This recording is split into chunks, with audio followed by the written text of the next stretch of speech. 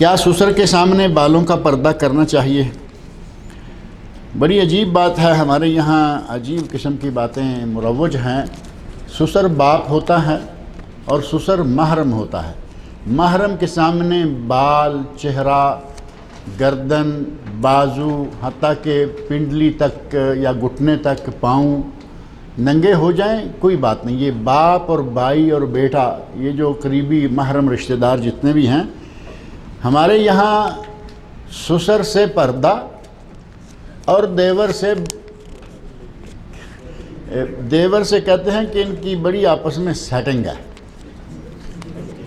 کوئی کہتا ہے کہ ان کی آپس میں بڑی انڈرسٹینڈنگ ہے، یعنی شوہر جو ہے وہ خود کہیں پاس میں بیٹھا ہوا ہے، بیوی اور اس کے ساتھ بھائی کام کر رہے ہیں کچن میں مثال کے طور، تو تیسرا بندہ بھی ساتھ آ کے بیٹھ گیا، اس نے کہا یہ دونوں کیا، ہاں جی ان کی بڑی انڈرسٹینڈنگ ہے دیور بھابھی کی۔ وہاں انڈرسٹینڈنگ چاہیے اور جیسے ہی سسر آیا اس سے پردہ کرنا شروع کر دیا۔ عجیب بات نہیں ہے؟ جو محرم ہے جس سے پردے کی کوئی ضرورت نہیں ہے اسے پردہ، اور جسے اللہ کے نبی فرمائیں الحم الموت، دیور تو موت ہے، جسے نبی صلی اللہ علیہ وسلم موت قرار دیں اس کے ساتھ بڑی انڈرسٹینڈنگ۔ موت کے ساتھ انڈرسٹینڈنگ ہو سکتی ہے؟ موت تو جس آدمی کو ہم کہتے ہیں کہ اس کی قبر میں ٹانگے ہیں، اگر اسے بھی کہے نا کہ تمہیں موت آ جائے، اسی وقت اپنا جتنا بھی مکہ مار سکے گا مار دے گا۔ موت سے اتنا ڈرتے ہیں، اور یہاں اللہ کے نبی فرما رہے ہیں کہ دیور جو ہے وہ موت ہے، اور وہاں ہماری انڈرسٹینڈنگ شمار کی جاتی ہے اور سسر سے پردہ کیا جاتا ہے۔ سسر باپ ہے بہو کے لیے اور اس سے کوئی پردہ نہیں ہے۔ اگر کوئی غیرت بیچ کھائے تو وہ بات الگ ہے، وہ آج ہر طرح کے جتنے بھی رشتے ہیں ان سب کا تقدس تقریباً پامال ہوتا جا رہا ہے۔ لوگ بہنوں کے ساتھ برائیاں کر رہے ہیں، بیٹیوں کے ساتھ برائیاں کر رہے ہیں، خالوں پھوپھیوں کے ساتھ جو کہ محرم رشتے ہیں، ایسے واقعات لیکن گنے چنے، ایسا بھی نہیں ہے کہ دنیا ساری بغیرت ہو گئی ہے، کہیں کہیں اس طرح کے بغیرت ہوتے ہیں، اور انہی بغیرتوں میں سے کچھ بغیرت وہ سسر بھی ہیں جو اپنی بہوؤں پر بری نظر رکھتے ہیں یا برائی کرتے ہیں۔ لیکن اس کا معنی یہ تو نہیں ہے نا کہ کہیں دو چار برائیاں ہوں اور ہم کہیں کہ نہیں جی یہ اب محرم نہیں رہا۔ ڈاکٹروں کے ہاتھوں سے کبھی کبھی آپریشن کے نتیجہ میں آدمی فوت ہو جاتے ہیں یا نہیں؟ تو چاہیے تو یہ کہ آئندہ آپریشن کرنا بند کر دیا جائے، نہیں کرتے نا۔ اسی طرح اگر کہیں کچھ گناہ ہوتے ہیں تو اس کا معنی یہ نہیں ہے کہ وہاں احکام بدل جائیں گے، احکام وہی رہیں گے۔ سسر محرم ہے اور اس سے بہو کا کوئی پردہ نہیں ہے۔ اللہ کہاں ہے؟ اللہ ہر جگہ موجود ہے، یہ الفاظ کہنا کیسا ہے؟ اللہ کہاں ہے؟ اللہ رب العزت نے زمین و آسمان کو، پچھلے دنوں آیات پڑھ رہے تھے نا، اللہ رب العزت نے 6 دنوں میں زمین و آسمان بنائے، ثم استوى علی العرش، اور پھر اللہ عرش پر مستوی ہو گیا۔ اللہ اپنے عرش پر ہے، لیکن وہ کسی کا پابند نہیں ہے کہ وہ عرش سے ادھر ادھر نہیں آ جا سکتا، وہ مالک ہے۔ عرفہ کے دن وہ آسمان دنیا پہ نازل ہوتا ہے، ہر رات تیسرے پہر وہ آسمان دنیا پہ نازل ہوتا ہے، ندائیں دیتا ہے، کوئی مانگے دوں، کوئی مغفرت اور بخشش طلب کرے میں بخشوں، کوئی سوال کرے میں سوال پورا کروں۔ یہ اللہ رب العزت کی اپنی مرضی اور اپنی شان ہے، لیکن اس کو مستوی علی العرش ماننا ہی صحیح اہل سنت کا عقیدہ ہے۔ اگر کہیں کہ اللہ ہر جگہ موجود ہے تو وہ اپنی قدرت کے ساتھ اور اپنے علم کے ساتھ، اس کی قدرت اور اس کا علم ہر جگہ موجود ہے، اس میں کوئی شک والی بات۔ اور اگر کہیں اللہ بذات ہی ہر جگہ موجود ہے تو پھر اللہ ایک تو نہ رہا نا۔ اللہ بذات ہی ہر جگہ موجود ہے تو وہ توحید کا نظریہ جو ہے وہ پھر صحیح نہیں رہتا۔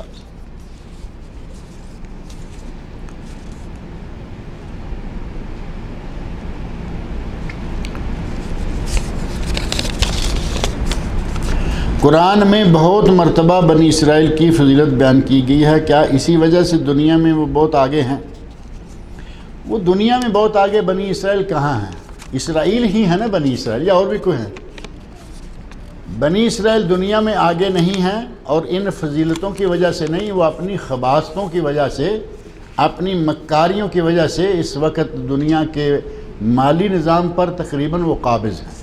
ملکوں میں نام مختلف چل رہے ہیں، پیچھے جا کے یہودی کا نام نکل آتا ہے، یہ ان کی خواستیں، ان کی مکاریاں ہیں، ان فضیلتوں کا یہ نتیجہ نہیں ہے۔ ابرار صاحب کے والد کا انتقال ہو گیا ہے، امجد صاحب کی والدہ کا بھی انتقال ہو گیا ہے۔ دعا کیجئے کہ اللہ رب العزت ان دونوں کو جنت الفردوس میں اعلیٰ مقام عطا کرے، اللہ ان کی بخشی کوتاہیوں کو معاف کرے۔ اللہ کے لیے خدا کا لفظ استعمال کرنا کیسا ہے؟ یہ کوئی اتنا بڑا جرم تو نہیں، لیکن بہتر یہ ہے کہ اللہ کے لیے اللہ کا لفظ ہی استعمال کیا جائے، کیونکہ خدا کا لفظ جو ہے وہ اصل میں فارسی سے آیا ہے۔ پنجابی اردو میں تو ہر طرح کی زبانیں سما جاتی ہے نا، اصل لفظ جو خدا ہے یہ فارسی کا ہے، اور ایرانیوں یا فارسیوں کے اہل فارس کے یہاں خدا کا تصور جو ہے وہ وحدت کا نہیں ہے، ان کے یہاں دو خدا ہیں، خدائے خیر اور خدائے شر۔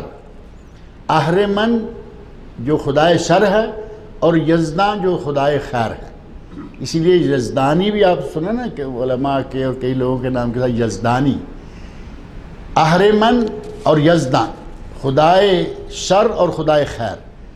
اور جب خدا دو ہیں ان کے نزدیک تو بہتر یہ ہے کہ اس لفظ کو کم از کم استعمال کیا جائے، لیکن ہم مسلمان جب بھی خدا کا لفظ استعمال کرتے ہیں، نہ ہم ایرانی ہیں نہ فارسی ہیں، اور نہ ہمارے یہاں دو خداؤں کا تصور ہے، لیکن پھر بھی احتیاط اسی میں ہے کہ خدا کا لفظ جو ہے وہ نہ استعمال کیا جائے، کم استعمال کیا جائے، بلکہ ہم اپنی تحریر میں کوشش کرتے ہیں کہ کبھی بھی یہ لفظ نہ آئے۔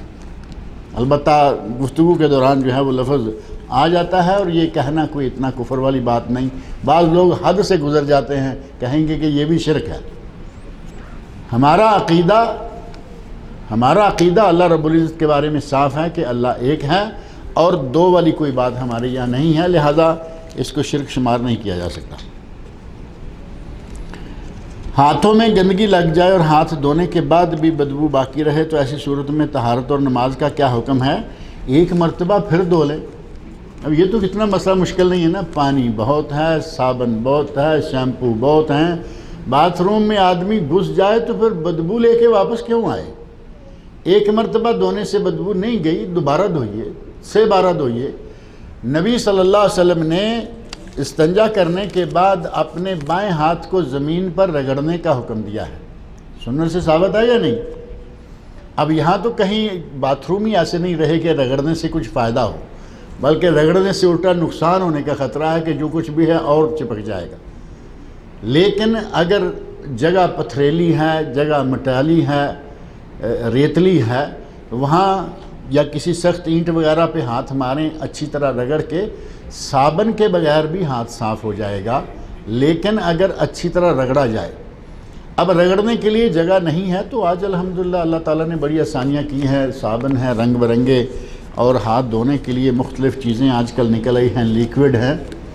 1 مرتبہ نہیں، 2 مرتبہ نہیں، 3 مرتبہ، کوئی حرج نہیں ہے، جب تک آپ کو اطمینان نہ ہو جائے کہ ہاتھ سے بدبو زائل ہو گئی ہے، اس وقت آپ اس کو دھوئیں۔ داڑھی کی شرعی حیثیت کیا ہے؟ اب مجھے لگتا ہے کہ یہ سوال پتہ نہیں خواتین کی طرف سے آیا ہے یا کیا بات ہے۔ مردوں میں تو جو داڑھی نہیں رکھتے وہ سوال نہیں پوچھتے، کیونکہ انہیں کیا ضرورت ہے پوچھ کے خام خواہ پھنس جائیں۔ اور خواتین بعض دفعہ پوچھتی ہیں کیونکہ اپنے شوہر سے کہتی ہیں داڑھی رکھو، اور وہ کہتا ہے کہ میں نہیں رکھتا، میرا دفتر نہیں رکھنے دیتا، میرا فلاں نہیں ہونے دیتا۔ بہرحال داڑھی کی شرعی حیثیت جو ہے اسے ہمارے یہاں بہت غلط طریقے سے بیان کیا جاتا ہے۔ عموماً عوامی حلقے میں لوگ کہتے ہیں داڑھی سنت ہے، سنت ٹھیک ہے، سنت ہے، کوئی عمل کر لے تو ٹھیک ہے، نہ کر، یہ وہ سنت نہیں ہے۔ داڑھی رکھنا اس طرح کی سنت نہیں، سنت کا معنی ہے نبی صلی اللہ علیہ وسلم کا عمل۔ نبی صلی اللہ علیہ وسلم کا عمل بھی ہے اور نبی صلی اللہ علیہ وسلم کا امر بھی ہے، 2 چیزیں ہیں۔ آپ نے خود داڑھی رکھی ہوئی تھی اور آپ نے داڑھیاں رکھنے کا حکم دیا ہے امر کے سیغے سے، بائی آرڈر۔ اور صرف نبی صلی اللہ علیہ وسلم کی داڑھی نہیں تھی بلکہ تمام انبیاء کی داڑھی تھی۔ یہ سنت الرسول اور سنت انبیاء ہے۔ حضرت موسیٰ ہارون کے واقعہ میں موجود ہے نا، لا تاخذ بلحیتی، میری داڑھی مت پکڑو۔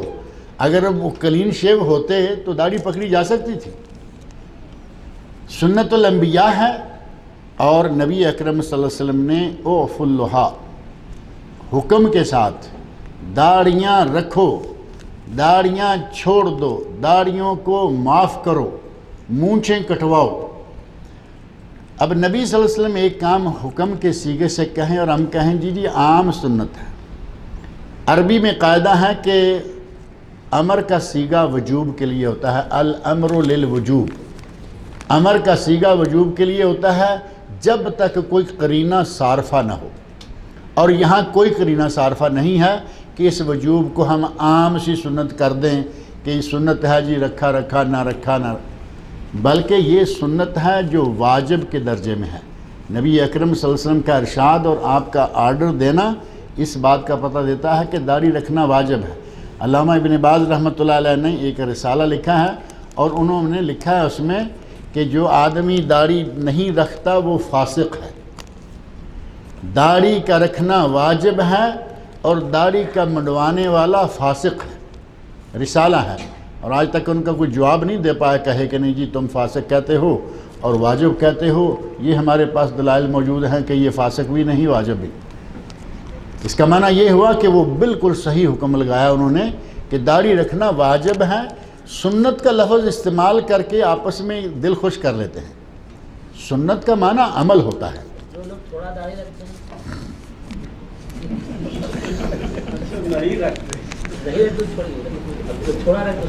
چلے کچھ نہ کچھ شروع کریں بسم اللہ کر کے، پھر باقی کی بات کریں گے۔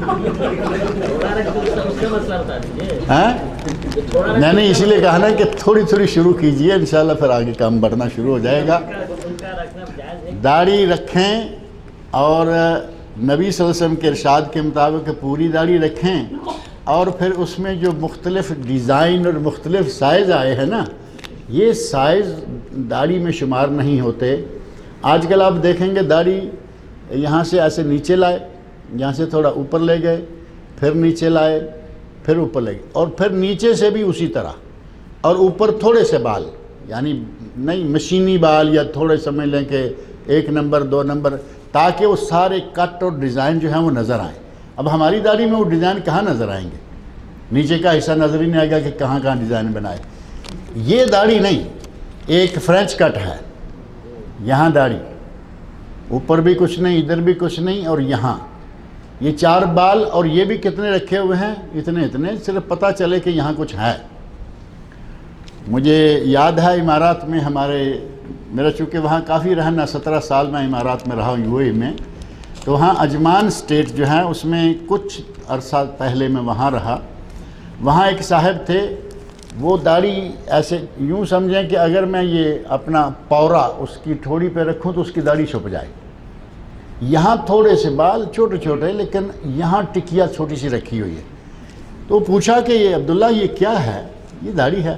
کہا نہیں، ہمارے شیخ جو ہے نا، شیخ کی داڑھی ہے، اور جس کی بالکل داڑھی نہ ہو وہ اس کو پسند نہیں کرتا، ہم نے تھوڑی سی رکھی ہوئی۔ اب اس وقت جو حاکم تھے ان کی ماشاءاللہ پوری داڑھی تھی۔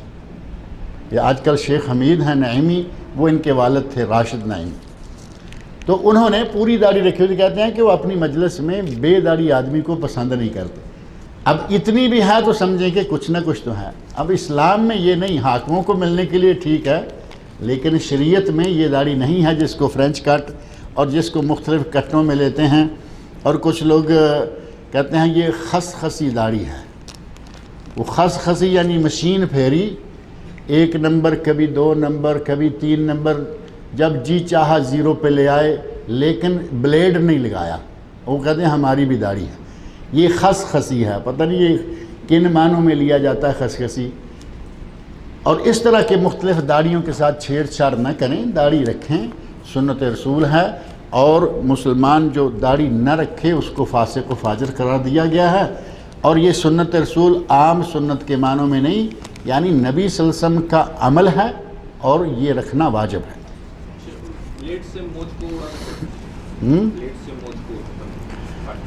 مونچھ کو بلیڈ سے نہ کاٹا جائے تو اچھا ہے، کیونکہ نبی صلی اللہ علیہ وسلم نے جہاں جہاں بھی کہا ہے نا، قص الشوارب کہا، اوف اللحا و قص الشوارب، اوف اللحا و جوز الشوارب، اس کا معنی عموماً قص سے مقص، قص کا معنی کاٹنا اور مقص کینچی کو سیزر کہتے ہیں مقص یا مگس۔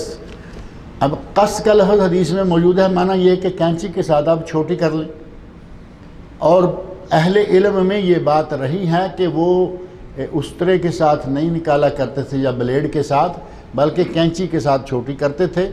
اصل غرض یہ ہے کہ یہ جو پانی پینے کی جگہ ہے اس پہ بال نہیں آنا چاہیے۔ شارب کا لفظ جو ہے نا، قص الشوارب، شارب یہ جگہ نہیں ہے، یہ شارب نہیں، شارب یہ جو ہونٹ ہوتا ہے نا، جتنا ہونٹ پانی پینے یا کھانے پینے میں زبان جہاں تک لگتی ہے اس جگہ کا نام ہے شارب، اس کے اوپر بال نہیں پڑنا چاہیے۔ اگر اس کے اوپر بال پڑے گا تو پیتے ہوئے پانی میں جائے گا، اگر اس سے اوپر بال رہتا ہے تو کوئی حرج نہیں ہے۔ جن لوگوں نے داڑھی کو پھر آگے یہاں ملایا ہوا ہوتا ہے، آپ سمجھتے ہیں کہ وہ جائز بھی ہے، منع بھی نہیں، اور وہ چھوٹی چھوٹی یا ادھر بلیڈ ماریں اور یہاں سے آگے سارا ملائیں گے، وہ کیسے ہوگا؟ تو اگر آدمی داڑھی رکھتا ہے، مونچھیں کٹواتا ہے، چھوٹی رکھے، لیکن اس طرح لگانا یا بلیڈ لگانا جو ہے وہ کوئی مناسب نہیں ہے۔ کسی نے لکھا ہے کہ میری بہن کی صحت کے لیے دعا کیجئے، دعا کیجئے کہ اللہ رب العزت ان کی بہن کو شفائے کاملہ عاجلہ عطا فرمائے۔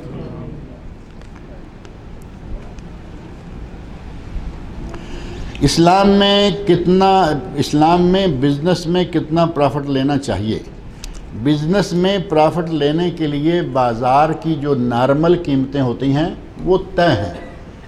نبی صلی اللہ علیہ وسلم سے مطالبہ کیا گیا کہ یا رسول اللہ آپ قیمتیں طے کر دیجئے، یعنی مارکیٹ میں جو چیزیں بکتی ہیں ان کی قیمتیں طے کر دیے، تو فرمایا نہیں، یہ اللہ رب العزت کا اپنا انتظام ہے، کب چیزیں زیادہ ہوتی ہیں قیمت کم ہوتی ہے، کب چیزیں کم ہوتی ہیں قیمت زیادہ ہوتی ہیں، لیکن ذخیرہ اندوزی کر کے اپنے مال کی قیمت بڑھانا کہ یہ روک لو اسٹور میں، جب مارکیٹ سے ختم ہوگا تو اسٹور میں مارکیٹ میں ڈالیں گے، ڈبل قیمت سے بیچیں گے، یہ ذخیرہ اندوزی ہے اور یہ گناہ ہے، یہ ناجائز ہے۔